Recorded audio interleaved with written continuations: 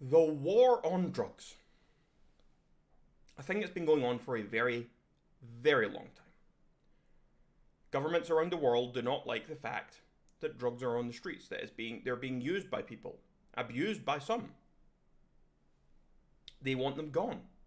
They don't want people out there taking the drugs. But for all this time, the government have been losing the war on drugs.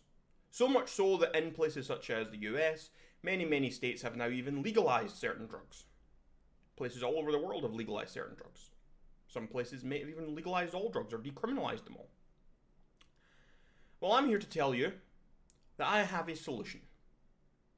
And that I am that solution. You see, just not too long ago, I got home because I had been away on a little holiday and I had gone to the Netherlands, followed by Denmark/Norway. And when I was in the Netherlands, I met with a friend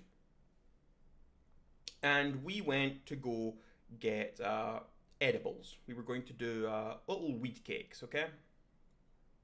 And so I'd been to Amsterdam in the Netherlands once before, like 7 years ago. And I had a little brownie, and my friends also had it, and I ate it, and it did nothing for me.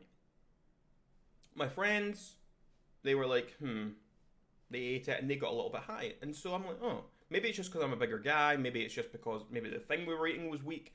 I don't know. So that happened. Anyway, fast forward to 7 years later, I went there again with my friend. My friend who eats edibles quite often, has a tolerance, and we went into this little shop to go get these little round cakes, and they were very strong ones that we got. So we made sure we're getting something that's actually reasonably strong. And so my friend ate half of this thing, and she said, oh, you should only eat half of this because it's very strong. That half of this is like twice what I would normally eat. I'm like, okay, especially since she's got a tolerance, I don't know. So I took half of it. I'm like, fuck it. And so I threw the full thing in my mouth, and I'm like, oh, yum. I ate the full thing. And she's like, oh, good luck. And so I'm wandering around. It's like 2 or 3 hours later. She starts feeling it. She's a little bit high. I feel nothing. Eventually, it's 7 hours later. I still feel nothing. She ate the rest of her cake and she's high at her face, going home on the train. So my point is here, folks. I am immune to weed. I am immune to drugs. And so that is why I'm here to tell you that governments of the world, listen closely, I will put my services up for sale, for hire.